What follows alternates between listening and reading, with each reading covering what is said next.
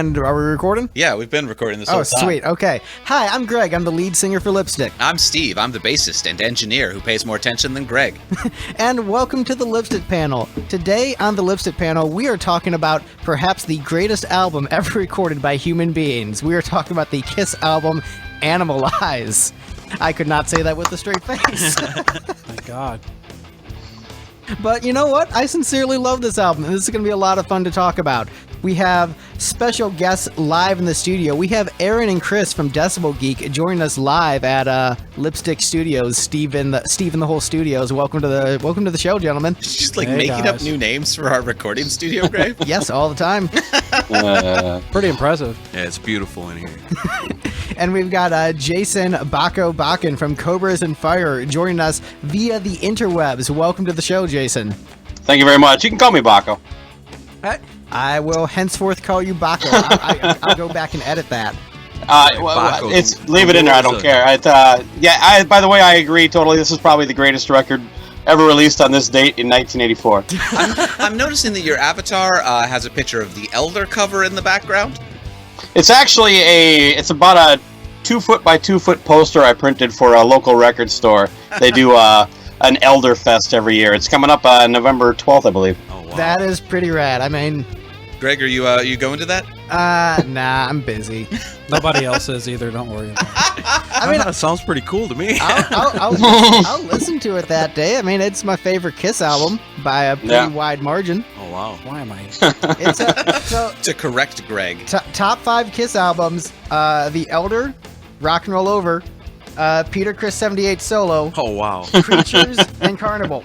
You're a strange person. That is, yeah. Wow, this ought to be interesting here today. Yes, whenever I think of that, like the day I realized that, I'm like, I'm a weird individual. Yeah. Like when I realized the last 7 presidential elections in my lifetime, the Republican candidate only won the popular vote once. I'm like, 7 elections and the Republican only actually won it once. That's also weird. Life is weird. Speaking of weird things, Animalize. Man, this album, typically the way we start our shows is we go around the panel, talk about our histories with the band and the album. Jason, let's start with you since it's your first time on the program, and then we'll go with Aaron since we haven't, heard him talk about Kiss enough on this show. We've heard him talk about Kiss on his show, but we need him to talk about Kiss on this show. Okay. So Bakko, what is your history with Kiss in general and with Animalize in particular? I got into Kiss in 1977. My older sister bought Kiss Alive 2 for Christmas that year. And I pretty much got hooked from that point on. About a year later, the greatest movie of all time, Kiss Meets a Phantom of the Park, which just turned 40 today, came out. And then from that point on, I was pretty much ruined my life. And as far as Animalized, I thought Lick It Up was great because all of a sudden Kiss was cool again. And Animalize was kind of a sister album to that for me anyway. And I love the record. I of course, got it as soon as I could, which wasn't, easy living in a small town. But within a month of it coming out, I had it.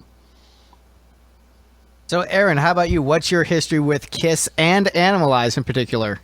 I guess when I was just a little bitty kid, my cool aunts and uncles had Kiss records laying around, and then just being a kid that's into comic books and wrestling and things like that, then seeing Kiss and, wow, what is this? And I'm looking at it like Alive 2, opening it up and the explosions and the, larger-than-life personas and stuff, and just being a little bitty kid and being into that sort of stuff, it was easy to fall in love with Kiss. And then sitting at my grandma's house and at my parents' house and then being like 5 years old and asking for the Kiss guitar for Christmas and getting it and, asking for Kiss records when I'm 5 years old and stuff like that. And then years later, like for Animalize, like when I was a little kid before I went to school, it was all Kiss. That's all I really wanted to listen to was Kiss all the time. And then once I got into school, then the rest of the little kids kind of led me away into like Duran Duran and Michael Jackson and stuff that was popular at the time. And then in about 6th grade or so, Kiss came back on my radar again, and I went back up into the closet and pulled out all my old Kiss records and started listening to them. Actually, it was like a Saturday school church thing, and the preacher had the paper out saying what bands were good, what bands were bad, and so they'd say, well, who do you listen to? The kids would raise their hand like, Madonna, and nothing in here about Madonna. You know, Michael Jackson. No, nothing in here about Michael Jackson. So wait, nothing in there about Madonna? Right, yeah, no, Seriously? it's funny. Yeah, it's weird. Wait, so then, like holding up his Bible, saying nothing in here about Madonna. There might be. a little bit different Madonna. But then it got to me, and I was like, well, you know, I like Kiss, and he was like, oh, there's a lot of stuff in here about Kiss, and then he like turned me on to the idea of what a Love Gun actually is and stuff like that. And it's like, oh wow, you know. So it had the opposite effect on me, because then I ran home and pulled out all my Kiss records again and was like, wow, yeah, no, these songs make so much more sense now that I know they're all dirty. You know, they're all dirty songs. These are way more awesome now that I know now I'm I not supposed to like it. So then I was right back into Kiss. And then I remember my Uncle Bruce had Animalize on LP when it was new. And I went over to his house, and he said, oh, check it out. It's the new Kiss record.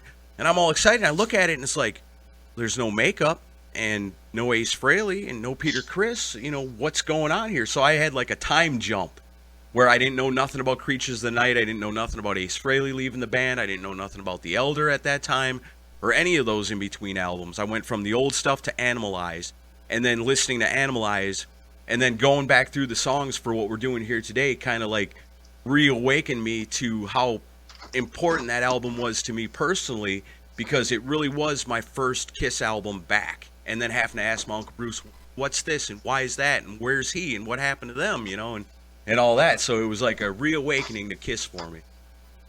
Man, that's awesome. This is a great episode to bring you on. Yeah. So, Chris, how about you? What's your history with, we know your history with Kiss, so, you know, briefly go over that, but with Animalize also. Well, it was I got into it obviously after it came out, because I got into Kiss when Crazy Nights was new.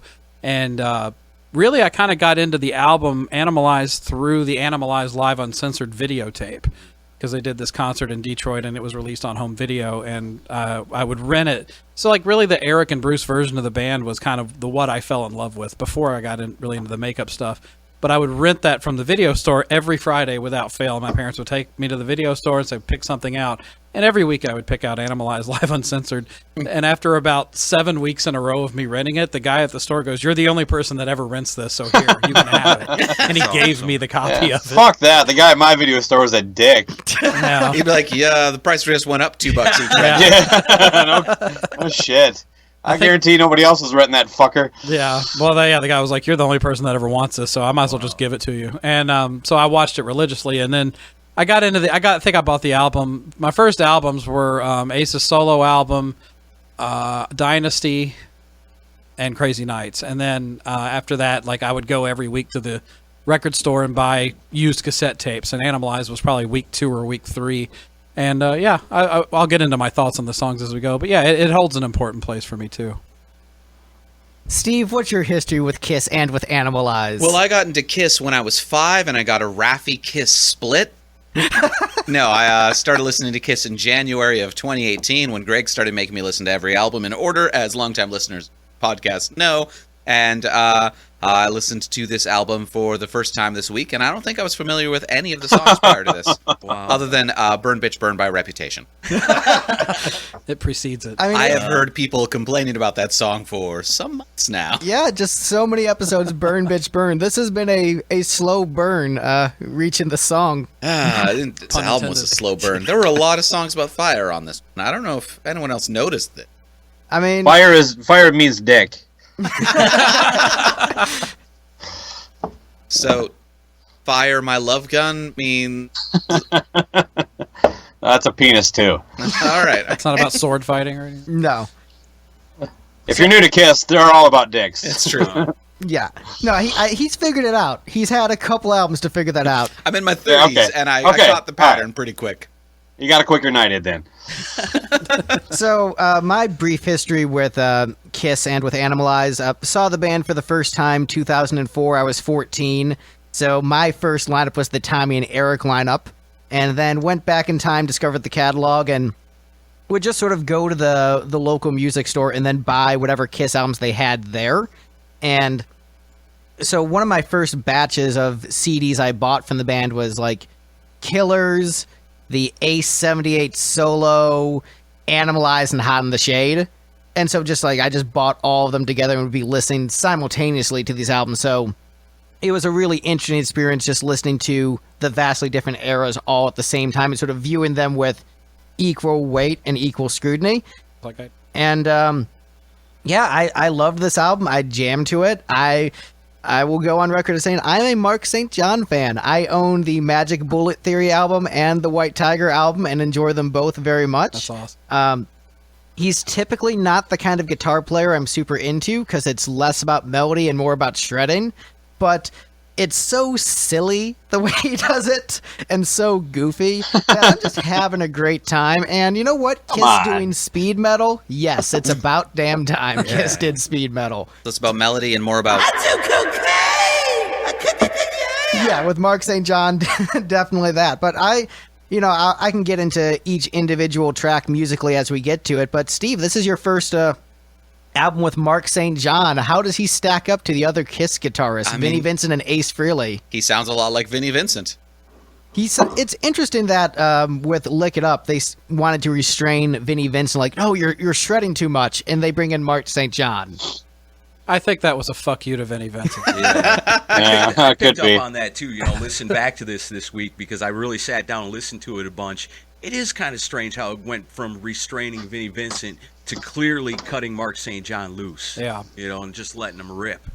I think Mark said that he was kind of held back a little bit too, like a lot of back and forth and tone it down a little bit. I remember him saying very similar things as Vinny did about recording with Gene and Paul. Yeah, Mark did. I remember reading Kiss Behind the Mask and how Mark would complain about how he was being musically restricted in Kiss and how they cut out a lot of his solos.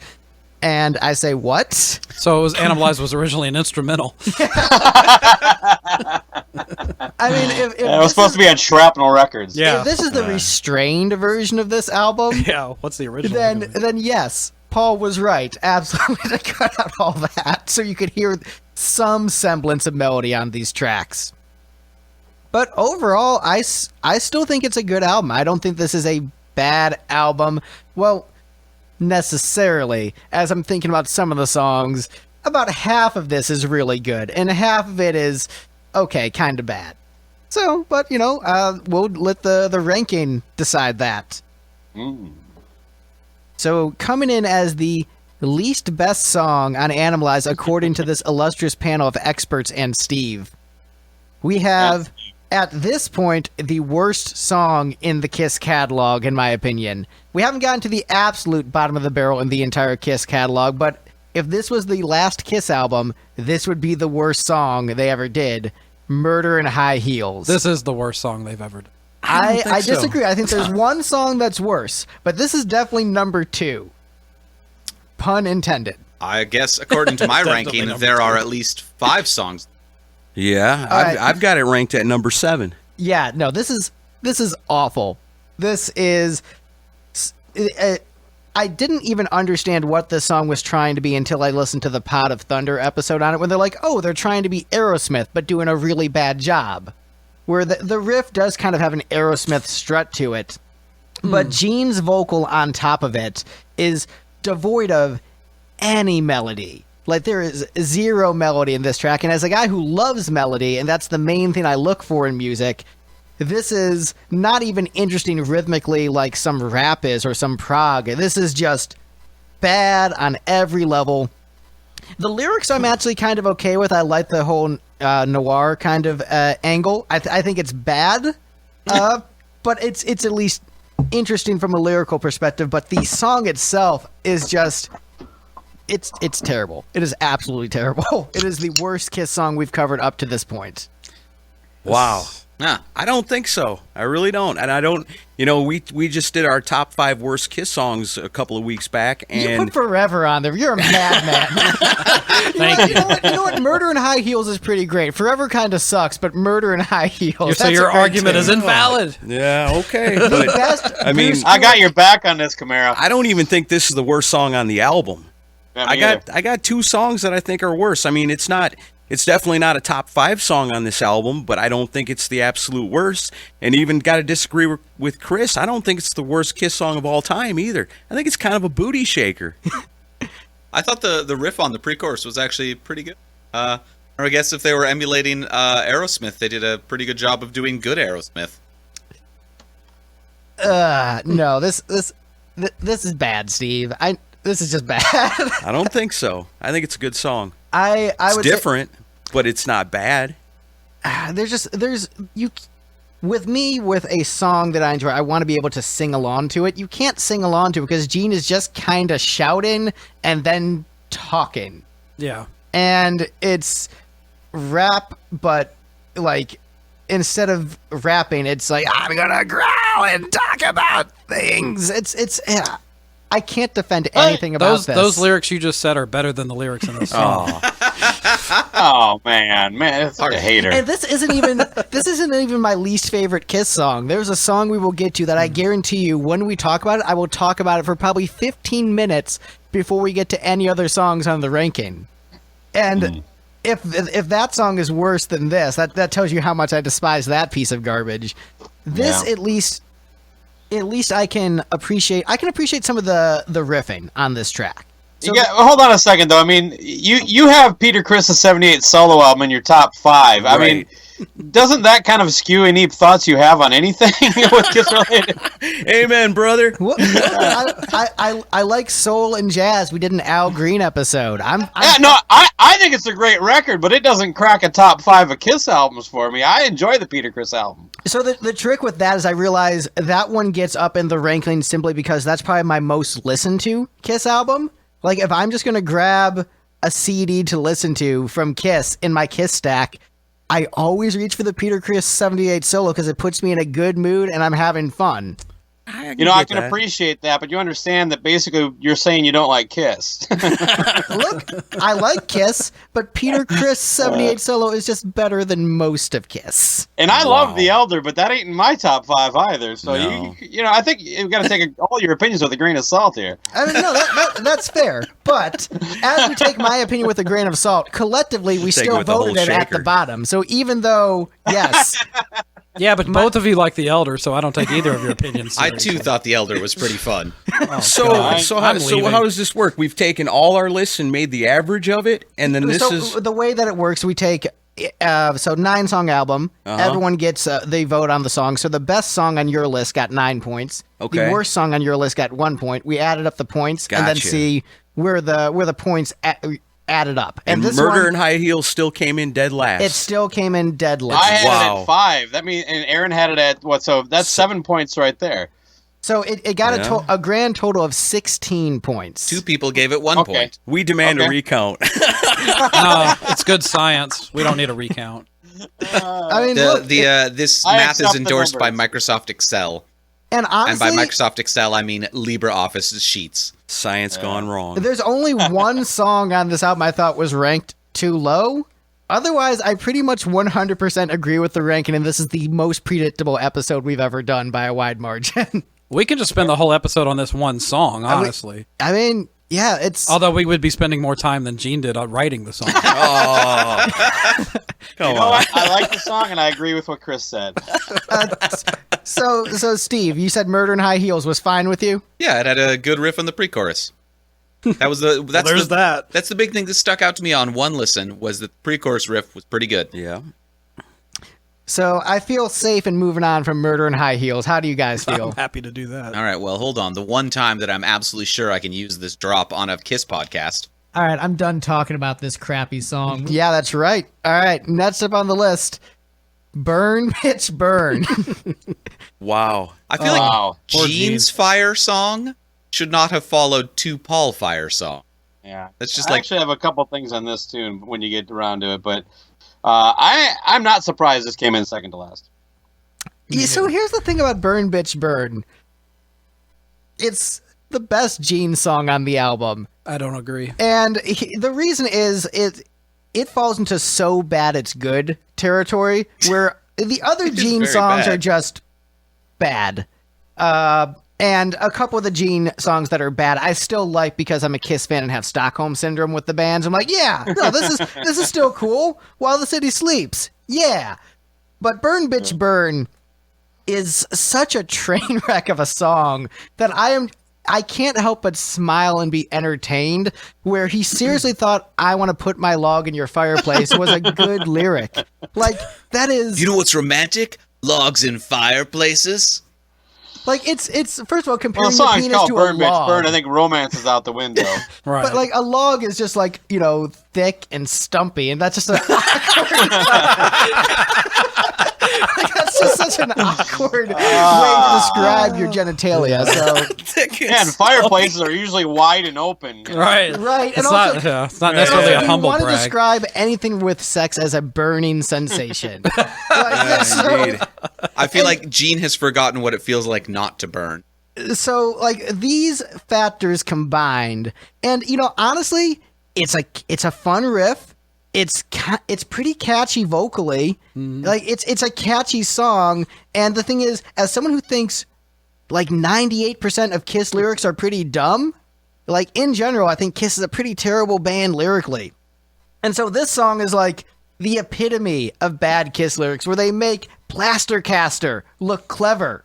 Or ladies in waiting. Or Ladies in Waiting. Like this is so ridiculous, but it's a fun, catchy song. You know, I like when Paul does, you know, some little vocal improvisation in the song. That's a very That's cool the little funniest bit. part. Is like Paul decided during mixdown that sounds like this song's just not making it. I just got to inject a in the middle of it for no reason at all. I like that. But it's fun thought it because was cool. it gives the lie of Kiss being a unified band at this point. Yes. Yeah. And you know what?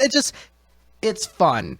Yeah, they It were is so terribly fun. split. Gene Yeah. and Paul recorded in two different studios, if I understand it right. Yep. It's been a long time since I actually dug into this stuff, but let me ask a question, because this gets brought up a lot. Why is "Put My Log in Your Fireplace" the go-to worst lyric of all time? Because I'm not saying it's great, but that just seems like there's so much worse out there, even in Kiss. Examples, because I mean, look, it's definitely at least in the top 10 worst Kiss Oh, yeah. lyrics. I should have had plenty of examples prepared. Yeah, I'll give you that. I'll say top 10. But this one seems to be gone to a lot. And a fairly catchy, fun song, as far as I'm concerned. I had it at number 3. I think I just flipped over to the Oh, wow. Genius annotation of this song, and that is the only line in the song that's annotated, and it's linked to an enemy blog of the top 10 mood-killing sex lyrics. It transpires that it's the sheer heat of Kiss's love that will be causing third-degree burns in this relationship. Still, nothing can really justify the easily misconstrued line, "I want to put my log in your fireplace." Does he mean sex, or is he just so drunk he's forgotten his way to the lavatory? My God. Wow. See, and, you know, and the way I look at it is being a kid and hearing it, it was freaking awesome. You know? that bitch in a song. Right, no, but it's so much more than that, because, like I said, once the preacher turned me on to what a love gun was, and you know what these euphemisms and all these Kiss songs really mean, and then to go immediately into Animalize and hear a song "Burn Bitch Burn" first, you feel like I mean, I must have been about 12 years old. And you feel like you're getting away with something by listening to it, you know, like you're doing something bad, but you're getting away with it. And then to hear a line like "Put my log in your fireplace" and know exactly what that means as a Means he got 12-year-old drunk kid, on his way to the man, bathroom. that's great. I loved it. You know, and what I in was one of the thinking. harder rocking songs on the album, I like "Burn Bitch Burn," I might you know, have been and I too think old when I heard that it. that one line is so easy, and you remember it so much that that's the go-to when you think about goofy Kiss lyrics. But I had it ranked at number 6. I just You bring up a pretty good point there, Aaron, that, you know, I still, you know, think of this record in the mind of me being 14. And yeah, I mean, it was a classic Gene song, kind of nasty and kind of, you know, sleazy. And I don't know, it seems like it gets a bad rap as history goes, but they played this song on tour for a little bit, so even they took a little convincing of Paul to do it. Maybe that's why he put the "oh yeah," and he's like, "Oh yeah, I'm gonna have to sing this. At least I might as well have something in there, so I know when the song is at." You know. Well, I think this track. I'm trying to wrap my thoughts. So I was 15 when I first heard this, so 1 year older, and I thought it was ridiculous and stupid when I was 15. I'm like, this is dumb. I didn't have sex till I was 19, so shut up. But you know, I would equate this to the Stallone movie Cobra, where I know that it's really dumb, but I sincerely love it and I'm having a great time. Yeah. That's what Burn Bitch Burn is, except Cobra is better than Burn Bitch Burn, but this is still great. I like that 1950s style chorus for a song called Burn Bitch Burn. So goofy. I can easily picture there being a deleted scene in Cobra where he takes a deuce in somebody's fireplace. It was never going to make the final cut, but they still filmed it. Gene Simmons as himself, uncredited. Oh, right. Although, as we're talking about Fire, I will say, I think just talking about the album art, not super big on the cover. No. But I think that back cover is pretty sweet. I mean, that's about as 80s metal as you can get. Yeah. Like a band with poofed up giant hair with flames around them and a destroyed cityscape. yeah, Like, that's I love awesome. that. The back Yeah. cover makes a better album cover than the I think front so, cover too. does. Yeah, like they should have they look reversed awesome. Yeah, because the front cover would work good with the song titles over the top. But Man. I don't know. I think Burn Bitch Burn has a catchy riff. It's a really one of the better '80s riffs from Kiss. But yeah, the vocals and the lyrics really kind of ruin it. But it didn't rank dead last on my list either. Where did Yeah. it rank for you? 7. 7, yeah. Yep. I ranked it at the top of the Gene songs. Spoiler alert: all Same the Paul here, but I had songs it at ranked above 3. all the Gene songs. But as a comedy song, it gets like I give it a 9. yeah, no, this is one of the funniest songs in the Kiss catalog. It's great. So I guess the main question is then, has anybody in this room ever used this as a pickup line in real life? No, I've never slept alone with this song on a CD player. I've had pets most of my life. right. I mean, if I was there's- thinking just you were afraid to fall asleep with this CD on the player. I don't even think Gene sealed the deal with the lyrics from this song. No. If there's one thing women love, it's being called a bitch and then having someone compare their genitalia to a fireplace. I mean, that if that doesn't make a woman instantly melt, what will? Clean out the soot. All right, so guys, Clean up this stuff. so surprise, surprise, another Gene song is next on the list. Next up is While the City Sleeps. Wow. Oh, I positioned this one exactly at that place. Not me. This ranked higher for me. No, I had it at 8. This one's number 4 on my list. Same here. Yeah, Steve, you and I ranked it in the exact same position, so Nice. you and I are both correct. I ranked it as pretty forgettable. That's all I have to say about this one. So everybody else, go ahead. I I love it. I think the guitar tone at the beginning of the track is really cool. I think it's a pretty catchy song. The thing is, even like a bad 80s Gene song is still better than a lot of the music out there, which just speaks to how bad most music actually is. But, it's a catchy, fun little song. It's probably not even in my top 100 Kiss songs, but I enjoy it. It's not so bad it's great, like Burn Bitch Burn, where that song's just so ridiculous that it elevates it to a new plateau. This is... So I guess what I would say is, so if Burn Bitch Burn is like Batman and Robin, this is Batman Forever. We're like, okay, yeah, this is like probably better overall, but the other one was so shitty that I had a better time. That's how this is. I think this song gets a bad rap because the crappiness of Murder in High Heels and Burn Bitch Burn ruins the credibility that this song has, because I think this song on its own is a much better written song than those two songs are. I think it's an underrated track. I've always liked it. So you, And I have Burn Bitch Burn While the City Sleeps and Murder in High Heels as 3, 4, and 5. So you're not getting any hate from this end. No, and I got it pretty close too with what we've revealed so far. I got Burn Bitch Burn at 6, Murder in High Heels at 7, and While the City Sleeps at 8. Oh, you really don't like this one? I mean, it's not great, and I don't think there's anything on this album that's really, really terrible. Except Just Murder in High awful. Heels. yeah, But I'd say Murder in High Heels is pretty terrible and awful. Everything else is, I wouldn't say, is on the terrible level. But you have to rank them. You have to rank them. And so, like, Right. this is a fine song. Like, I don't dislike this song. If it's a thumbs up, thumbs down, I give it a thumbs up. Everything on this album gets a thumbs up except for Murder in High Heels. With you on that. It's thumbs down for someone you know While the City Sleeps. yeah. But yeah, I mean, Okay, that's- any other comments on While the City Sleeps? I love this track, man. I think I love the way it kicks off. I don't know. It's a cool chorus, cool verses. The lyrics are pretty dumb. You want to go, an example. I don't know what the song's about. I'm reading them right now, and I'm like, I have no idea what goes on behind those doors. He sounds like he's saying open sores instead of open souls, which, for a Gene lyric, open sores, well, yeah, that makes sense. Ugh. Burn, bitch, burn. Lyrics Yeah. I'm looking See, at really, online say this that is- it is open You should have source. gotten like a. That's just what I open thought source? too. Yeah, It's I on thought the it album was. too. Yeah. I thought it was open souls. They should have like been. And it says "burn your bridges," so there's another fire reference. Jeez. Yeah.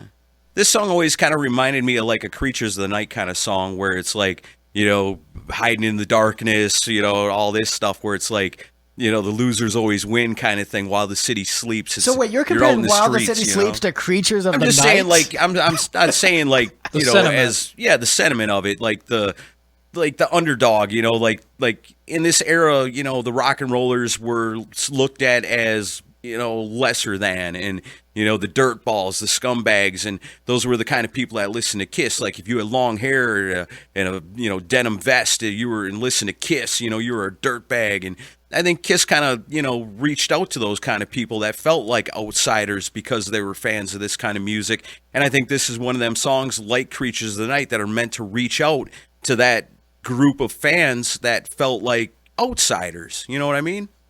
They reached out to these people and said, "Hey, your guys' money is just as good as everybody else's. We accept you." Indeed. So tell your mom to take you to Tower Records now. Right. Little badass. I don't know if I can respond to that. That was pretty great. Yeah. Captain of the football team don't want this record, but we'll take your money. Yeah. You're not getting laid anyway. So yeah, While the City Sleeps. So while the city sleeps, Giving money to the poor. while the city sleeps, you're jerking off. So next up on the list, shockingly, another Gene song. Next up is Lonely is the Hunter. It is so weird that all the Gene songs on this album ranked at the bottom. I wonder if that will be a running trend throughout the 80s. Oh, what? Rank this. That's not the way it goes on my list. This was 8 Mine on either. 8 on mine. I had it Number at 4 6. for me. I had I a love number it. 2. Number Nice. 2. Well, and Steve likes progressive rock. So Right. this I was his like, jam. shoot, are they trying to do math rock? They're not doing a very good job of it, but good on them for trying. Remedial. Great math solo rock. by Mark St. John. That closeout. It's really, it's like Common Core math rock. Oh, Those dear. are both albums that I would listen They to. haven't moved into long division until they get to the 90s. Wow. I love it. I love the groove on it. I think it's just got that good, funky, kind of hard driving, almost like what would become like stoner rock almost. I think it's got like Clutch might have heard this and been like, oh, there's something to that, I never heard that. It's got the guitars and it kind of inspired reminds me by of like a this tune groovy to kind of start a Clutch band. sort of tune. This I love it. This is the I kind love of that fade out solo that Mark St. John does on this. Actually, that's Bruce on this one, isn't it? Oh, is it? Yeah, I think that's one of the tracks he plays on. I thought he was only on Thrills in the Night. Am I wrong? No, he's on Murder in High Heels and Lonely is the Hunter. Yeah, so he's not on Thrills in the Night. No, that's Mark. Yeah, this is the kind of song Okay. where I ordinarily it's such an obvious filler track and such an obvious lazy filler track and so generic aside from the little math rock bit in the middle. So I shouldn't like this song, but I do and can't justify liking it. I just it's kind of bad and kind of generic, but also if I heard I'm imagining going to a little bar and a cover band playing the song towards the end of the night because they're all tired and let's play something slow. I'd be into it. I can't justify it. This is a song that should be just checking all the boxes as terrible, but I enjoy. Well, it's one of those. It's one of those Go ahead. I ranked it 8 on my list because at this moment in time I'm not really into it, but I've had moments where I have listened to it and I kind of dig it. So it's kind of one of those. I guess it depends on the mood I'm in if I like it or not. I guess. I mean, A it's- dumber lyric than Log in the Fireplace is "Girls like money like bees to honey." Yeah, that one sucks. Yeah, that kind of takes away from it too because it's almost got it's kind of a storyteller song where you're listening to it and you're trying to picture what's going on, but Gene Simmons, What? Bruce It's almost Springsteen, same person. it's like a caveman thing. I always thought here's Lonely as the Hunter. There's this guy. He's rough and he's tough and he's like a caveman and You know, he goes back to his woman, but she ain't having it. It's like, this is the 12-year-old mind listening to songs, trying to imagine movies in my head while listening to music. And this was one I always dug, you know, and if you got this in your car and you got it cranked up, how can you not bob your head a little bit while you're listening to it because of the funky-ass groove in it? have a good you know, groove. I love that. I'm sort of impressed with the fact that he managed to write a song entirely out of cliches. Oh yeah. He didn't write a single distinct line in this song. Just a bunch of I just want to go back to Camaro, though. It's like VH1 Neanderthal storytellers. Well, he did Grog, look like next album go double platinum. You get very nice limo for hunting mammoth. Gene does kind of look like Unfrozen Caveman Lawyer, so that makes sense. Oh, yeah. He does. Yeah. And he's got that sweet wig because he just shot that Runaway movie right before when they were recording this. Yeah, so. the Prince Valiant wig that he had back then. What happened to the wig from the album cover? I mean, on the inside sleeve, Gene Simmons looks freaking awesome in that picture. But then on the Live Animalize Uncensored, like you say, he's got like the black Prince Valiant wig, and it looks goofy. Well, that headband even ruins Yeah. it worse. Was the wig just on loan for the photo shoot for the album? I mean, you I think couldn't the buy headband that kept one? the wig on, right? You know, it might be one of the things where you can't have too much movement with it. Or maybe Joe Lynn Turner asked for it back. Kind of like the spider on the back of the Dynasty costume. It looks cool, but it's just not functional. Give me Right. the Prince Valiant. I think you should go back to wearing that Animalized tour wig now. Yeah. Whatever that helmet hair he's got going, But even at that, you know, talking about the way Gene Simmons looked in this presentation of his songs, it was very kind of a throwback to the old school Kiss. You know, the stuff he was wearing, the leather and all that kind of reminded me of, you know, it wasn't hard to imagine that this guy was the demon, especially being a little kid and not understanding why they're not wearing the makeup. And, you know, where are these guys that used to be in the band? Looking at Gene on that album, it's like, oh yeah, that's Gene Simmons. Look at the leather, look at the chest exposed, you know, the look on his face. That's totally him, you know, and then years to come, that would all kind of go away. I mean, really, I don't think Gene looked bad in the Animalize era. Like, it was kind of a goofy wig, but overall, I think his stage outfit was fine. It's really Asylum, where just Gene Yeah. looked Yeah. terrible and awkward. Yeah, he decided that fluorescent pink was a good idea. Oh, it's more Paul decided fluorescent pink was a good idea. They were and both Gene, guilty. I mean, Paul looked great. That's actually my favorite era of Paul Stanley outfits is Asylum. That Who Wants to Be Lonely outfit is my Loves favorite Paul Peter Stanley Criss outfit. solo album. Favorite Paul costume is the I don't. Is the Who Wants to Be Lonely. Wow. I mean, it's pink and yellow. That is 80s pro wrestling to a T. He's like Macho Man. very Randy Macho Man. Yeah, it Savage is. fusing with Paul Stanley. Does that not sound like the greatest thing to ever exist in humankind? Oh, yeah. it's the gloves. Yeah. Yeah, those gloves, the tassels. Do you think when Paul read the lyrics to Burn Bitch Burn, he wanted to do an elbow drop on Gene? You know what? Let's give Paul Stanley some credit for cobbling together an album out of what Gene gave him. Although he did let that song pass, too. I think that was the best he had to work with. He could have said, Eric, do you have any ideas? Actually, you know what? Right? I'm actually going to say that. That is I hate no way that happened. Yeah. Paul Stanley, like, complaining in behind Face the Music or whatever about how, Gene wasn't contributing, I wanted to be in a band, and I guess Eric kept bringing him songs and Yeah. he kept just ignoring him. You had this dude bringing you songs that were pretty good. You could have just used his songs. Well, maybe Right. they weren't. I don't know. Yeah. I mean, I liked the Rockology stuff, so Yeah, there's good stuff on I there. assume there was stuff of comparable quality to Burn Bitch Burn, at least. Because I'm kind of looking at the list of songs here, and I'm thinking, you know, maybe While the City Sleeps could have been a little bit cooler if it would have been Eric singing it. Yeah. Yeah. You know what? I- I- Maybe I- Murder I in don't High Heels think would have the worked if there was an actual music melody in the is song. Bad. I have Paul. My three lowest ranked songs are all Paul tunes, so Really? I don't think it's a consensus that like Gene was like basically phoning it in while Paul was knocking out hit after hit. I mean, now, according to number this one and two panel, are it is Paul the tunes, consensus. No, not mine. but, yeah. But speaking of Paul Stanley songs, we have the first Paul Stanley song left next on the list because all that's left are Paul songs. Next up is Get All You Can Take. I got it at number 2. Oh, I put it at this fourth from the bottom too. Where did I put this one? I put this one at 5. Yeah. I had it at 9. Wow. All right, so you ranked it as the last place song. I'm sorry you don't like to rock, but this song is great, dude. I do like to rock out, but I also it kind of needs to be good. So this is a song Paul Stanley insists upon you. It's like didn't he record this on Creatures of the Night? Keep Me Coming. Yeah, it is similar to Keep Me Coming. Zeppelin influence. It's a Zeppelin influence. It's that sort of Don't do that to Zeppelin, man. I don't know. It has that trying to think of the terminology, that sort of groove to the riff. But you know what? It's a fun riff. I enjoy his vocals on this track. I enjoy the chorus where he, sings "What fucking difference does it make?" Yeah. Like dropping the F-bomb. That was pretty cool for 15-year-old Greg. I still thought it was kind of silly, funny but I thought it was cool. That was cool with the 15-year-old Greg, but Log in the Fireplace was just too stupid.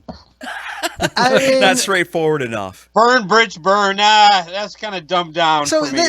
he said, "Fuck." so here's He said a swear. So I can actually, the difference is one of them is trying really hard to be clever and failing, and this is trying to be edgy, swearing in the 80s when it wasn't, I thought it worked better than Burn Bitch Burn, where I'm like, Kiss, dropped the F-bomb on an album. For the most part, they don't go there in their catalog. So because it was different, it was interesting versus, oh, look, a bad Gene lyric. That has never happened I thought it was before. pretty cool at the time. Is that the first time in Kiss giving you a hard that they time. dropped the F-bomb in a song? I think it is. Yeah, it has to be. I always thought it sounded like something that could have been on Lick It Up. It fits really well with all the Lick It Up songs, and that's why I dig it. I mean, I think it, and I have to state the obvious. Vinnie Vincent was supposed to be on this album before everything went south. So if you are you allowed to talk about Vinnie Vincent? Sure. Why not? But honestly, some of his contributions to the first Invasion album with some tinkering from Gene and Paul would have made this a really, really awesome album. Oh yeah, no doubt. I think it's an awesome album the way it is. I've got Get All You Can Take right at number 2. I played that probably a month ago on the show when I did the Working Man episode because that's one song, and this is something Kiss was always good at, especially for teenagers, especially being the outsider, not, like you say, I'm not the captain of the football team, I'm long-haired rock and roller. I feel like an outsider from what's cool and what's popular, and a song like this was always one of those, you look back at it now, kind of stereotypical stand up, kind of songs, where like Paul Stanley's trying to inspire you and say, yeah, you might be different, you might rock, and that's cool, and what these guys are doing may not be as cool as people think it is. You're actually the cool one, and so to hear that on a song like this, which is hard rocking, kick ass, got a great, everything about this song. And drops the F-bomb. And drops the F-bomb, and that's always cool. Sometimes that if you use the word fuck properly, it can add a real punch to what you're saying, and if you're not dropping it every other line, then it actually really means something when you do. So being the first time I ever hear Kiss swear on a song, it's like, whoa, that's badass, I rank this at number 2. I think it's the second best song on the album. I think it's great. Like all these Paul songs, I think are pretty great, and I adore the track. Like lyrically, this is the kind of Kiss lyrics I get into. That whole believe in yourself, shonen philosophy thing. Like, yeah, I'm all about this. And I'm not really into the melody on the chorus. It's probably my biggest hang up on it. And that's probably a bit too harsh. I would like to say that. I actually like this record as a whole. And kind of like what you were talking about earlier, you have to rank it somewhere. This is my least favorite song on the album, but it wasn't probably in 1985. Yeah. I've always loved the groove on it. The riffs are good on it. I think the backing vocals on the chorus are cool. I like the melody on the chorus myself. I think it's a good contrast with the backing vocals and Paul, going for the high notes. I think it's a good. I always wish that this had gotten played a lot more live during the 80s. I think it would have sounded great in the set list. Yeah, I think when talking about the melody on this one, I think I like the chorus melody. I would have preferred a little bit less of the lower bass vocals, and I would have preferred like higher harmonies. But that's just a harmony nitpick. Agreed.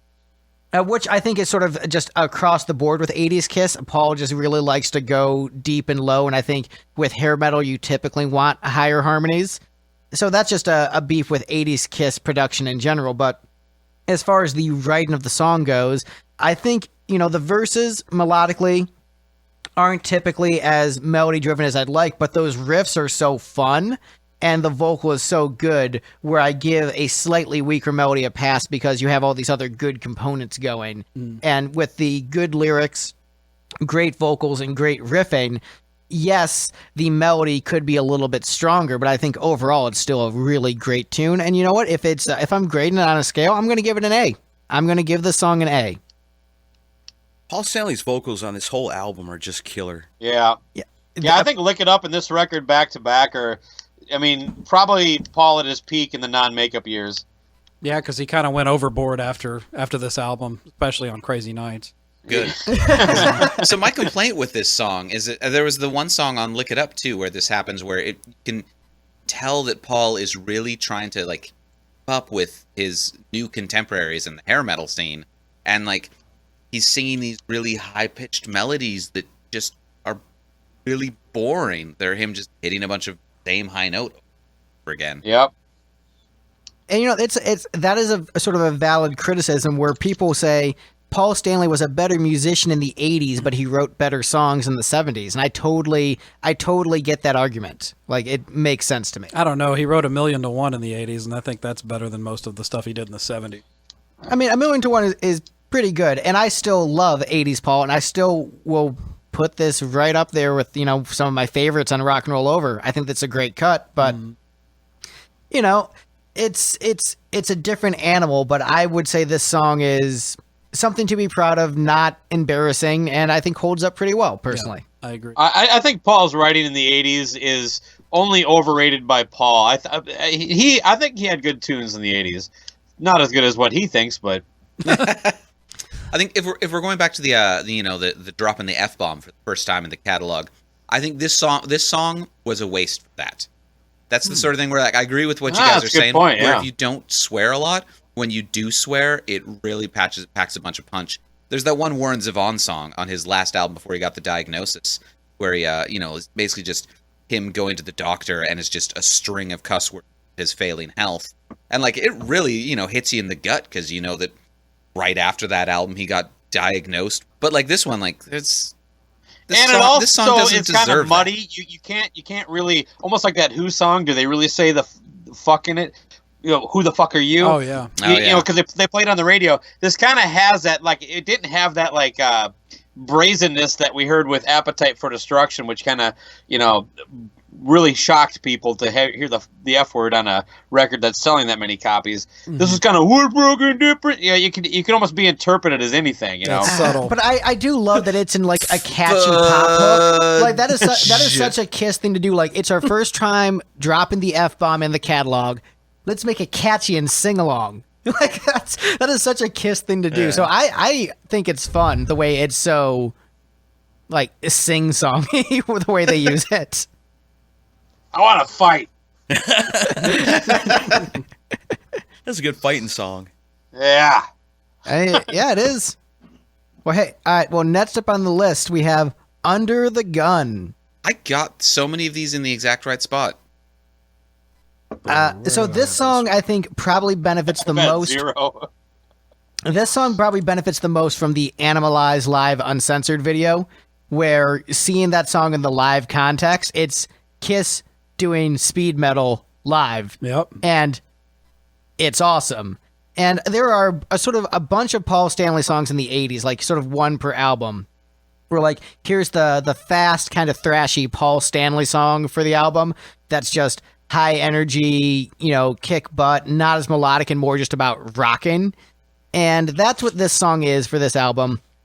And I think it's the best of those Paul Stanley's 80s rocking songs. Maybe it's because of Animalize Live Uncensored and just elevating it to that next level, seeing it live is why I put it on that. But you know what? Like, I'm jamming to the riffs. I think it's fun. It gets you pumped. I love the solo in the middle of it. I think it's just all kinds of crazy, insane shred, which is what you want from an 80s speed metal song. And, let's talk about the elephant in the room, the hitting the highway going 69. So, what a terrible lyric. That's worse than Log in the Fire. I think so, too. So That's pretty bad. At age 15, I didn't get it because I'm like, what? You're going only 4 over? Yeah, that's not that fast. That's not that Not fast. rebellious. I probably misheard it at 65. Right. And, Let's do the speed limit, baby. but then, as In some parts of the country, that's not even the speed limit yet. There's some places where it's 70. Let's hit the highway doing the speed limit in some states, but not all. Let's hit the highway, but make sure we get there safely. Let's hit the highway within the margin of error of a radar gun. Pay attention when crossing state lines. Speed limits may change abruptly. But you know what? When I finally I re-listened to this album, maybe about like a year or so ago before, and it finally hit me, that lyric, like, oh, that's what they were going for. And so now, and late 20 virgin Greg's virgin ears suddenly hear this lyric for the first time. It just finally clicked because You're too busy A-B-ing the F word and Get All You Can Take. Well, I'd grown so used to the song, it was almost like just another part of the instruments where I didn't even really think about it. But then when I was just really actually paying attention to it, I'm like, oh, that's what that's about. That is hilarious. And it actually elevated the song way higher for me in much the way that Burn Bitch Burst, like, this is terrible. Therefore, this is great. I just remember thinking, that's dangerous. Like, nobody's able to see the freaking road if you're trying to do that. That's a great way to get your ass run over out on the highway. Why don't we do it in the road? Even on a motorcycle, that doesn't work. It's not practical at all. So the radar gun he's singing Kiss about wasn't a dangerous band. I remember I actually got to see them play this live on the Hot in the Shade tour. It was the last tour they played it on. Wow. And I remember hearing it live. And yeah, I would call it is a filler song, but it's killer filler in my opinion. Every time it comes on my iPod, I never skip it. It's always fun to listen. Shit. Yeah. I mean, it rocks, dude. I got to rank that number 3. I don't think it's aged well.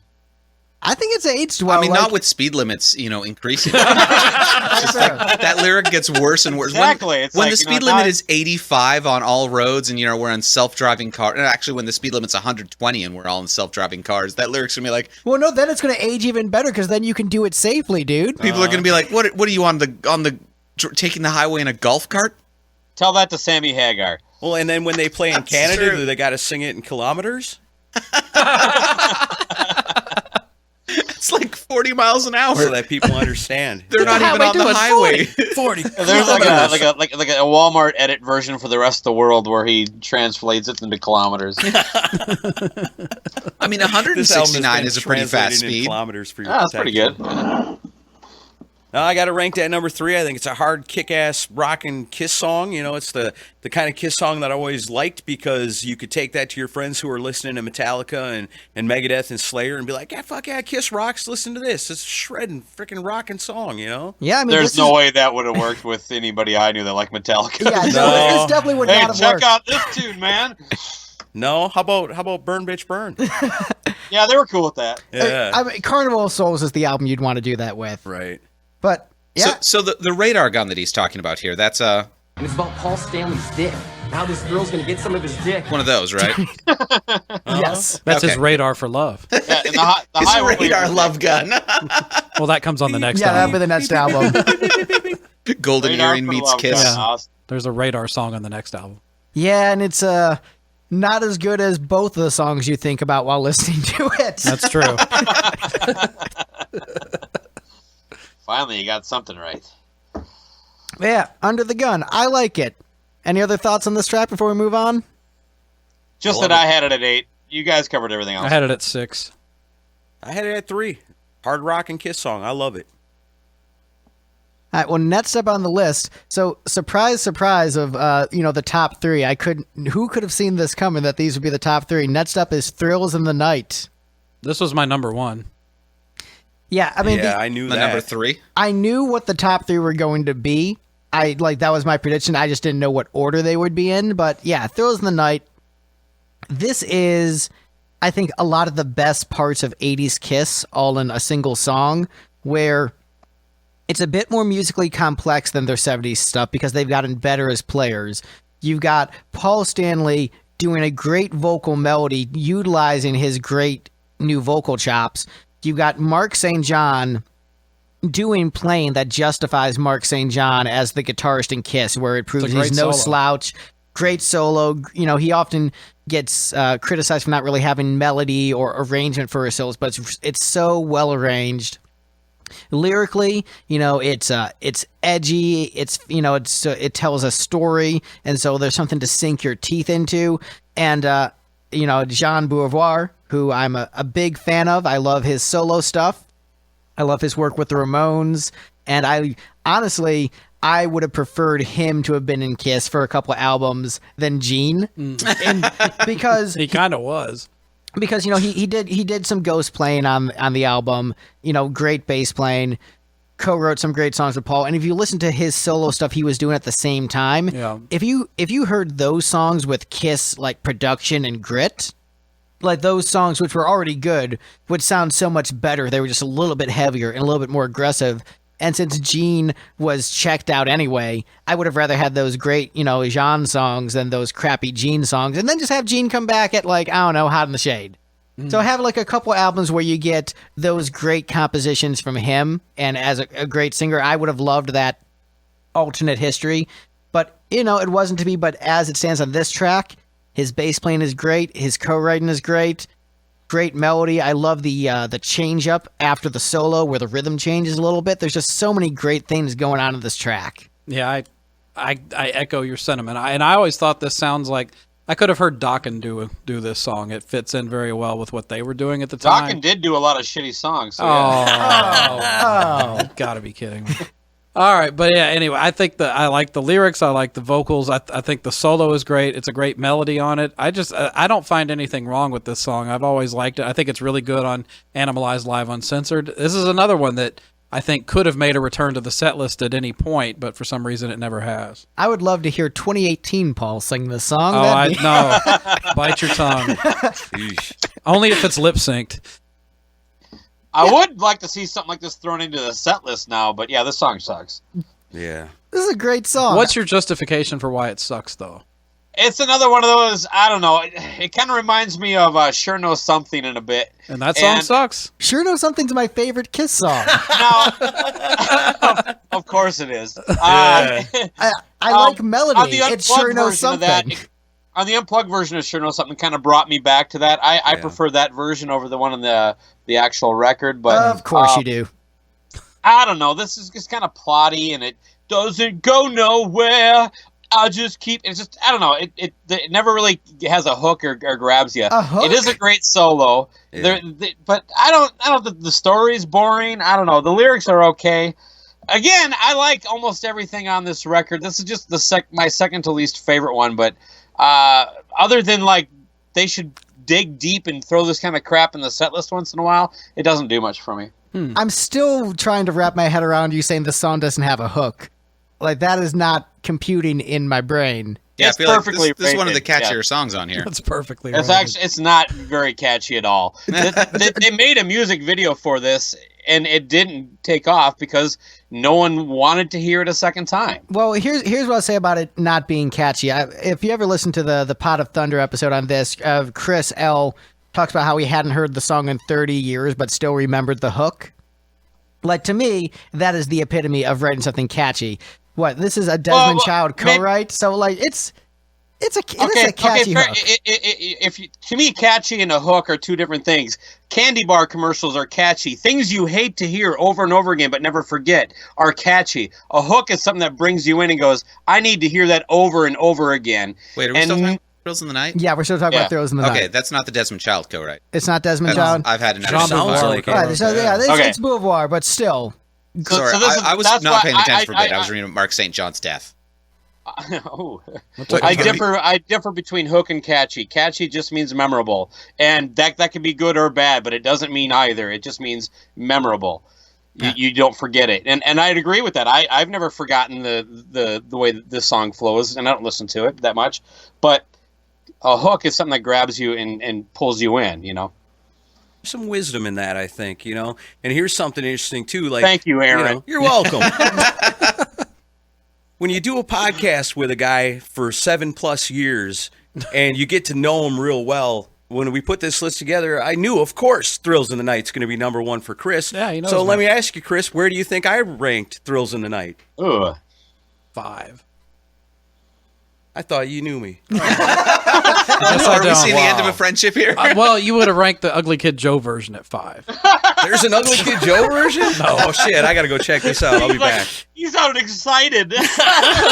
No, you probably I ranked might it. You actually probably like liked it. No, I ranked it dead last. yeah. Dead last. Well, we're very I different. think this That's what is makes our show my entertaining. least favorite song on the album easily. Because it's, I don't know, I think it's ahead of its time in history for sure. This song they should have saved for Crazy Nights. You know, I think it would have fit way better on Crazy That's Nights fair. than what it does on Animalize. That was a shittier record. They should have Right, put this on so then Crazy it- Nights and put another song about fire on Animalize. Exactly. Not enough know songs what? about fire. You put this on Crazy Nights and get rid of My Way or Bang Bang You, Yes. and it's a much better record. I agree with you there. I actually adore both of those songs on a so bad it's good level. God. We know Oh that. my god. But no, they're like Of burn course bitch you burn do. for me, where it's like I know this is bad, but I'm having a great time. This just proves that everything Kiss has ever recorded is loved by somebody out there. It's loved by some No. weirdo in some corner of the internet. This, by the way, Chris, a long time ago I told you I'm making a list of things you're wrong about Kiss. This is one of the things I put on there. Adding it to the list right now. Eventually you got a and whole done. episode. Yeah, I'm sure you've got a long list there. You and I are very Yeah. very opposite. I pretty on much items. make it up as I go. Yeah, I but- make a lot of assumptions. I made your apology list, so I'm happy. Yeah, all right. But Sorry about that. In terms of this being on Crazy Nights, I think this works better on Animalize because it's a little bit of a heavier, thrashier kind of album. And I think the guitars on this track really shine with a slightly heavier production. Like this is, like the guitars on this are so good, and I love the production of this. I love the guitar tone throughout the record. Yeah. yeah. So I personally adore this track, and it's one of my top 3 songs from the album. Looking at my ranking, ranked it as the number 3 song, where I think it's great, and I don't really have any complaints about it, other than maybe would have liked some higher harmonies on the chorus. I wouldn't have minded it a little bit faster, Well, you want everything a little bit faster. You're like, oh, this is not a punk song. except for the thrash songs. I want those more melodic. I like that there's like people think that there are thrash songs on here. Yeah, thrashy. Thrash-esque. I like my metal slow. Nice. Like my metal slow and my pop fast. Speaking of disappointing Steve, Heaven's on Fire is next on the list. I, Hey, let me ask a quick question. Were there any ties? There was one tie. The way we do ties on this program is if there's a tie, whichever song gets more low votes loses. So let's say we had 2 songs that got 24 points, and one person voted Get All You Can Take as the last place song, so that's why it lost the tie with Under the Gun. Okay. So whatever gets more hate, that one loses in the event of a tie.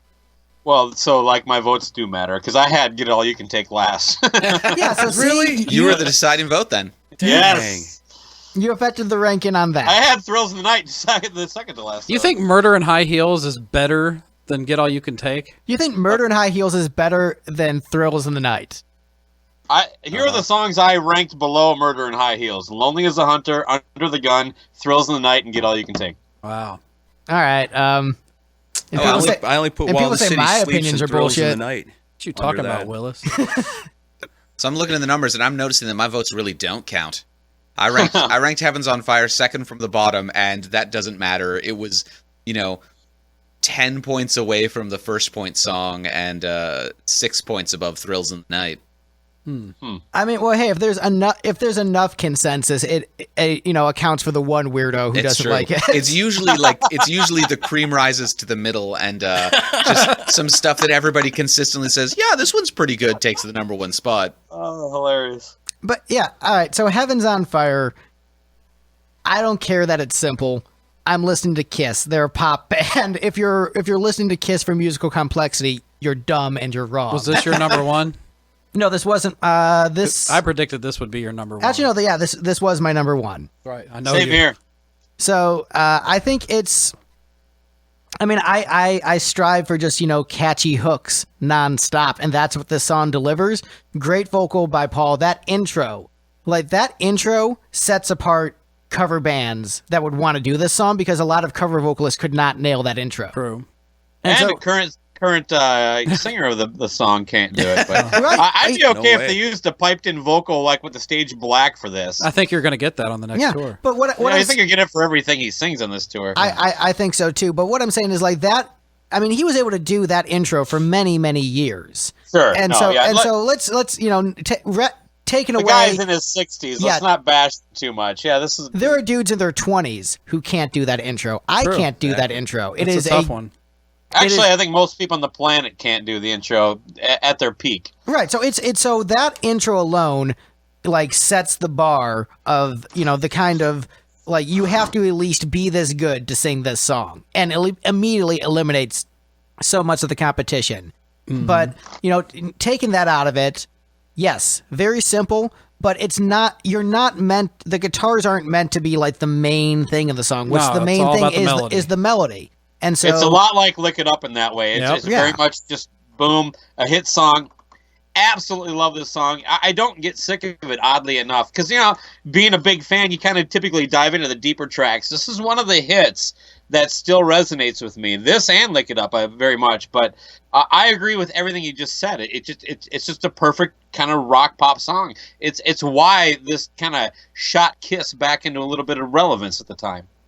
Yeah, and I'd want to give like Desmond Child a whole bunch of credit, but actually Bakko, when we went to interview Desmond Child, had told us to ask him, if the co-write is not as much of a co-write as we think, and maybe Desmond wrote most of it. And Desmond he's like, nope, that's pretty much all Paul. Which I was like, well, my hat's off to Paul, because that's a damn. I was happy to hear that. That's a perfect radio rock song. I mean, that especially, and it was released right at the right time too. Like they picked the right single for that album. yeah, it's like what would you change about it? I wouldn't change anything. I might add more of a solo I'd to ask it. them to stop playing it live, because much like Lick It Up, this always sounds like garbage live. It's just this perfect polished pop song, and then like when they play it, it's just it just doesn't. It's almost like too smooth for them to pull off live. I would change that The guitar Alive riff. 3 version is great, though. That's my favorite And especially version, that yeah. intro. Like, this song has an intro where you go, oh, yeah, I know that this one goes like this. Like, you get chills. Like, that's Yeah. awesome. Like, Well, this- other than him singing that intro, once the song kicks in, it's like it just doesn't have that shine. I think it's for whatever still great. reason, this song has never come across good live. I don't know. I think it still works well live. I think the video's fun. I like Eric just straight up leaving the Yeah. drum kit in the video and just The singing video's behind cool. Paul. So it's a fun video and just great song that Steve hates. I mean, It might be their best video during the '80s for sure. No, Who Wants to Be Lonely?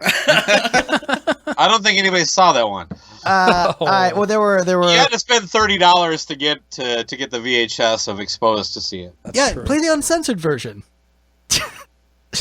But no, I love that video for the outfits and for the backup dancers. Where'd you rank this one? Not a bad video.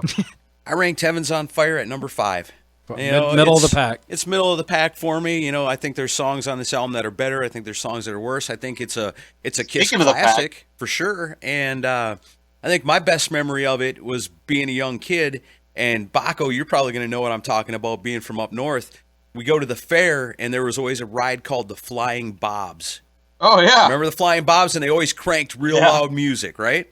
yeah. They just like spin around in a circle and like just play rock music. And the rock music would be blaring, and I remember them playing this. I'm walking down through the fairway or whatever, and all of a sudden it's like, holy shit! And to hear it that loud, because that Yeah, fair ride would that's be cool. like concert loud, and they played Heavens on Fire, and I just stood there and was like, oh wow, this is amazing to hear it that loud. And I think my favorite thing about this song is the tone on Mark St. John's guitar. When it kicks in, and it's just that man. I mean, it's a beefy tone. No, it's beefy, it's strong, and it's just got that. I don't know. It's hard to describe, but it's just the tone just kind of gets inside of you. When you hear it, it grabs you and it makes you want to put your fist in the air a little bit. A Especially lot of because it's so open simple. chords on this. Yeah. too. Yeah, And it's like simple, but it's still effective. right. It Way doesn't have to be effective. over the top. I feel like it's really easy to describe. In fact, it's AC/DC-esque. Yeah, Very maybe that's similar, Why yeah. I like Fair it. enough. Yeah, That was the big thing that didn't do it for me. Is I think You know, it was either after the first time that I heard Night of the Long Knives a couple years back and realized, hey, this band has a song that kind of glorifies Nazis. I'm not into that. Or when they hired the last true punk, thus completing his punk lifestyle by causing him to sell out, i.e. Axl Rose, that I kind of gave up on AC/DC and all their sound-alikes. So that's what didn't do it for me on this song. It's like that AC/DC kind of riff kicks in. I'm like, oh, I'm already bored. You see, I don't find this one to be necessarily an AC/DC sound-alike. I just find it to be Kiss trying their best to be simple, which, you know, any rock band trying their best to sound to be simple just might sound like AC/DC, but I don't think it was possible. I don't think it was intentional. We're trying to sound like AC/DC. It's more just, hey, if you're only using power chords, that's kind of AC/DC. If you're only using power chords and only playing them each once. It's a great pop metal song. I mean, there's examples that are great songs that are a little more intricate than this, and there's plenty of great simple ones too. It's not easy to just make something this good, this easy, and then, you know, also just resonate with a lot of people. Yeah, and that's one of the things I really appreciate with Kiss is when they know to dial it back and know that the extra fills are going to make people like the song less. And there are so many musicians who I wish would learn this lesson, where I see so many bands and they're like, well, You're talking about guitar players, aren't you? Yes, I'm talking about guitar players. They're like, this hook is too simple. And with drummers too. Bassists, they don't And care. the occasional drummer. But they're like, this is too simple. And I'm like, yeah, but here's the thing. If you play something more complex, you're going to muddy up the melody, and then the melody is going to be less catchy. And that's the part that most people care about, because that's what makes people resonate with the song. So, yes, you're having less fun as a guitarist, but guess what? We're having less fun as a listener when you complicate it. Greg, I'm just glad that finally you and I sort of agree on something. I mean, you know, I figured you like Kiss. You probably agreed with that sentiment. Otherwise, why are you listening to Kiss? So as we get to the number one song on the album, I'll read through the list. Oh, what bottom is to it? the What top. could it possibly be? Yeah, who could guess? From the bottom to the top. Murder in High Heels. Boo. Burn, bitch, burn. While the city sleeps. Lonely is the hunter. Get all you can take. Under the gun. Thrills in the night. Heaven's on fire. But the best song on Animalize by Kiss, according to this panel, I've had enough, parentheses, into the fire, end parentheses. Hey, let's get it real quick. Where'd everybody put this? I had it at 2. Top 2 for everybody. Had it Yeah, at 2. At number 1. Yeah, so it was either number 2 or number 1. Yeah, it was hard so for me not to make it number 1. Talk about a Paul vocal. Oh, my Lord. Yeah. This is... All right, so this is great because not only is it Kiss doing speed metal, that, like, bridge is basically just a Jim Steinman bridge. Oh, here we go. And so I it's was like, waiting whoa. for a Jim Steinman reference. Kiss, speed metal, and Jim Steinman. This is damn straight. This is awesome. Just all those like layers of vocals like building up to that crescendo. Yeah, that was so Meatloafian. And just like Meatloafian. Greg Bonix. But then you've got like I'm going to use that at work tomorrow. you got You know, we're all just living in a Meatloafian dystopia. right. I am a Meatloafian girl in a Meatloafian world. Oh, there we go. Yeah. But like man, but Madonna's okay. She's in the Bible. you know the shred at the beginning of the song, it's just like you're just pumped. Like you know, Eric's drumming is so This sweet was on this incredible. track. Great Paul Yeah. Stanley vocals. You know, driving bass line by whoever showed up to play the bass. I think the janitor played on that one. But like, Did a hell of a job. but like Yeah, he did. this is a sweet album opener. It yeah. rocks. Oh, it, are you it kidding? gets you Yeah. pumped. It's got cool lyrics. Like, this isn't embarrassing like most Kiss lyrics. Like, this is a song you can play for your friends. Like, I like Kiss. See, they aren't terrible. Like, this is one of those that you go to. Yeah. What kind of friends did you and Aaron have that you're always trying to convince people? Greg was born in Listen, 1990.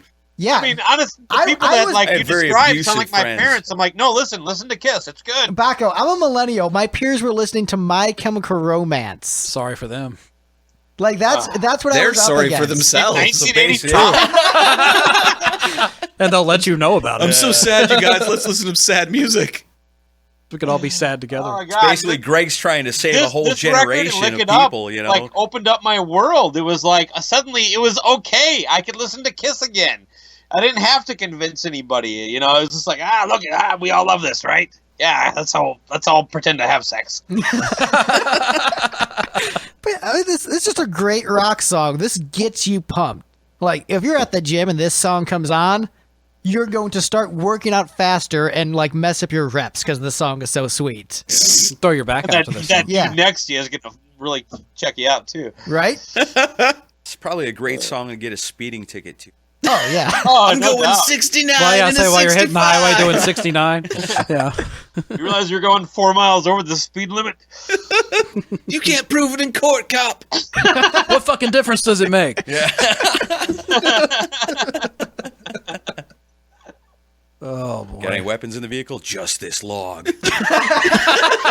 Just my love gun. It's short and stumpy. It all comes back to Burn Bitch Burn, doesn't it? I mean, it does hang over the album. Well, like it's a- like number a one large- for most memorable song from the album for sure. That's yeah, probably. Apparently, the Finnish love this album. Really? Yeah? Yeah, I'm just on Wikipedia, and like it sold 25,000 copies and peaked at number 4. Give it up to Finland. Yeah. So Steve, you typically don't like the faster, thrashier Kiss songs, but you still put this as number 2 on the album. No, I put this as number 1. Oh, Actually. number 1. Oh, yeah. Okay. It was an energetic, catchy song. That bridge was really good. I liked how they changed that up. Actually, And just like the drumming on the bridge, the Yeah. drumming on this track is just so great. Like Yeah. on the bridge and throughout, like Eric Carr is killing it on this track. Yeah, it's an amazing drum track. Mark St. John's guitar solo. I mean, because it opens with a solo, and there's a couple of other spots. His playing on this is just amazing. Yeah, the solo is incredible. on Yeah, this it song. sets the stage. Like, guess what? Kiss can shred now. Are you guys ready for Kiss to shred? I know that's what you've been waiting for this whole time. What I was waiting for. I want to didn't see even Ace know Frehley it. play this song. Maybe he'll cover it on Origins too. That'd be tremendous. That'd be something. I don't know. I've Yeah, had I don't it know go. about all that. But yeah, so overall across the panel, we all seem to like Mark St. John on this album. Would everyone? Would He has his place for sure. I mean, everybody likes Mark St. John so long as you don't steal he doesn't steal your crackers. Oh, you've been reading. Yeah, that's tough. Yeah, about half of this podcast, I was just reading about his death on Wikipedia. I was like, what the heck? Yeah. Very, I mean, very strange guy in history where he's only really kind of almost like a footnote, you know. But when you break down this album, you realize what a contribution he made. But it was just to this one album, you know. It wasn't much touring after it. And like you say, you listen to that one. I remember when Chris and I, a while back, we did. We were talking about what kind of come up with a theme for a show to do, and we picked album openers. Yep. And that was the song that we picked to represent Kiss on that episode. I mean, look at all the albums Kiss has come out with over the years, and that's the song that was the album opener that we took from Kiss, you know? So that shows just how strong of the song that is, Yep. and what a kick in the face it is when you first put that needle to the album or hit play on the CD player or whatever. You're hearing it for the first time, got it cranked up loud, and that kicks in. The guitar playing and the drums are strong, and Paul's killing it, and the riffage is great on this song, and it's fast, and I love it. That's why it made number 1 for me. And as a whole, talking about Mark St. John, yeah, kind of a footnote in history, but man, the guitar playing on this album is just so good, and I think he gets overlooked a lot of times just because his time in Kiss was short. But man, talk about leaving a mark with what he did. Mark St. John, I mean, gotta love his playing on this album.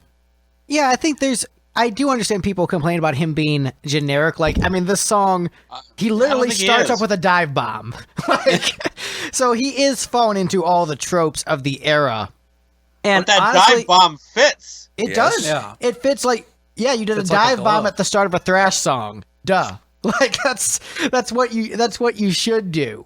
Like he's doing the right, playing for the right material. I don't think in the long run he would have been a good fit for the band because Bruce Kulick, in my opinion, he's my favorite Kiss guitarist. My favorite guitar solo by anyone is a Bruce Kulick solo. So I think he is. I think he suffered from Mark, them dealing with Mark and Vinny. That basically, like when he came along, it was just like, just do what you're told. Yeah. Right. They really didn't let him off the leash until about maybe a little bit on Hot in the Shade, but then Revenge, and then of course Carnival Souls all over the place. But I think I would have liked Mark better on, Mark Bruce better on Asylum and Crazy Nights had they just let him be Bruce. Yeah. Right. And if you talk about if Mark St. John would have stuck around, I think then at that point the band Kiss takes a different direction. They don't go so poppy. They stay the heavier route because I just don't see Mark St. John as being geared to be playing a whole lot of songs like Thrills in the Night. Or even Tears Are Falling, like playing that song, and what a tasty solo that is. We'll get to that on the next Kiss album, but we're doing Vinnie Vincent Invasion after this, Steve. So Oh boy.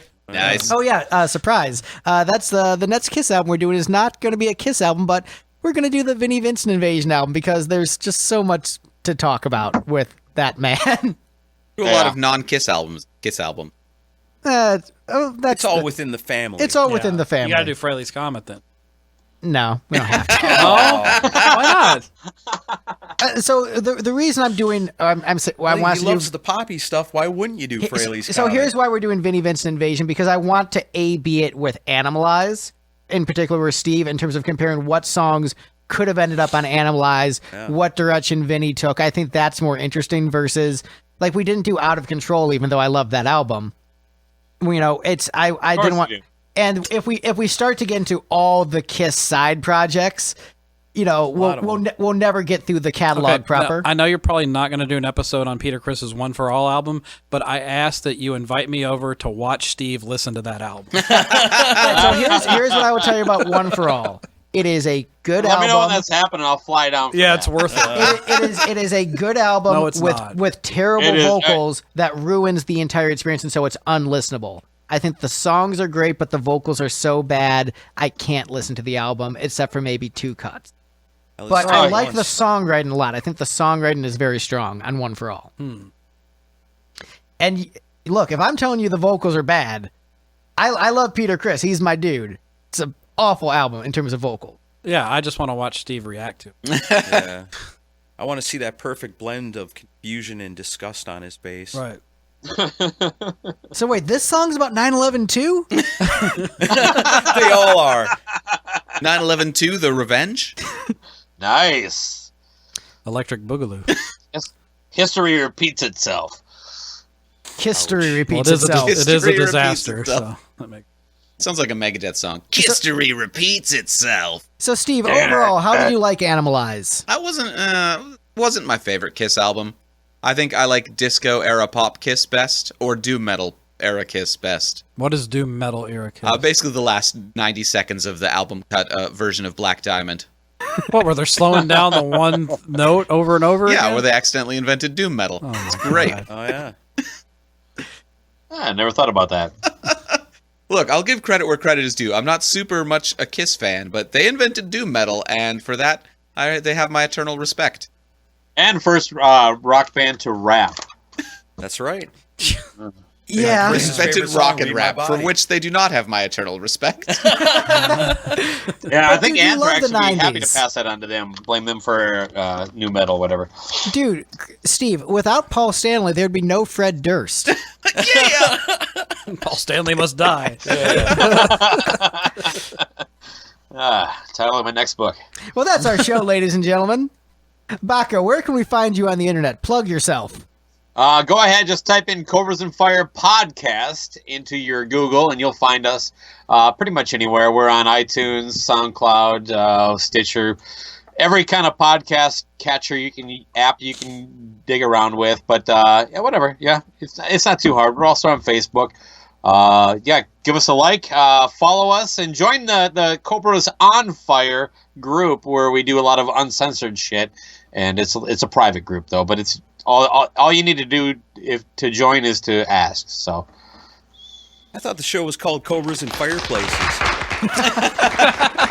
thank you very much. Cobras and or logs. Yeah, it's Gonna put Cobras your and Cobra in the Fire. The group is fireplace. Cobras on Fire. So, Aaron, Chris, I know you're sitting right next to me, and I found you very easily, but where can other people find you? I'll let Aaron do this. He's better than I am. In Steve's house. We're right over here. It's Steve's house. Just a little to the left. Decibelgeek.com, that's where it's at. You know, we got all kinds of writers from all over the world. You know, it's not just a podcast. We got, Bakko will tell you he's turned in some amazing articles and things he's written over the years. Yeah, for I us. should probably mention that. Both the hosts of my show are Decibel Geek writers. Yeah. One of us actually does it once in a while. Right, yeah. And we appreciate that very much. Because the stuff Bakko does is great. And then we got people taking pictures at concerts halfway across the globe and sending back reviews. And a lot of our writers get like albums before they're even released. So there's all kinds of stuff going on at decibelgeek.com. It's a great place to start. Then you'll find our show. We've been doing it for, like I said, 7+ years. Hard rock, classic metal, have had a bunch of different guests. We do a bunch of different subjects. We got a Halloween special coming out, I guess, next week. Last week we did so much stuff we do. We did 5 worst Kiss songs. If you guys want to, if you love the Kiss conversations you're hearing here on the Lipstick Lounge. Great episode. Definitely want to check out the 5 worst Kiss songs. And then every July we dedicate the entire month to Kiss. So, go back in the archives. Like I said, there's 7 years worth of stuff there. So start at the beginning and roll on through and, let us into your lives. Let us infect your world. We're the Decibel Geek Podcast. Can I add one little thing to our plug? Too late, I already hit the applause button. Sorry. What would you like to add? We have a bunch of Kiss episodes. We review Sonic Boom. We have a 2-part episode covering The Elder, which Greg, you want to check out. And we do a little bit of stuff with that. So for the people listening to us for Kiss, we get into it once in a while. Not as much as Decibel Geek, but whatever. Whatever, the strongest selling So it's a confident pitch. Well, it's like both of our shows. Hey, it's not all about Kiss. Hey, we also did a Just revenge mostly. episode. So. Hey, we talk about Kiss sometimes. They're okay, right? Okay. Yeah. Yeah, we're both Hey! Hey, do your job. Steve, where can people find us on the internet? They can find us at lipstickgeneration.com and by DuckDuckGoing Lipstick Generation into whatever platform they normally do. Because you just don't want people to use Google? I mean, you can use Google if you want, and you like being spied on. All right. They're watching you. Ominous. All right, well, that's our episode. Bye, Internet. Bye, Internet.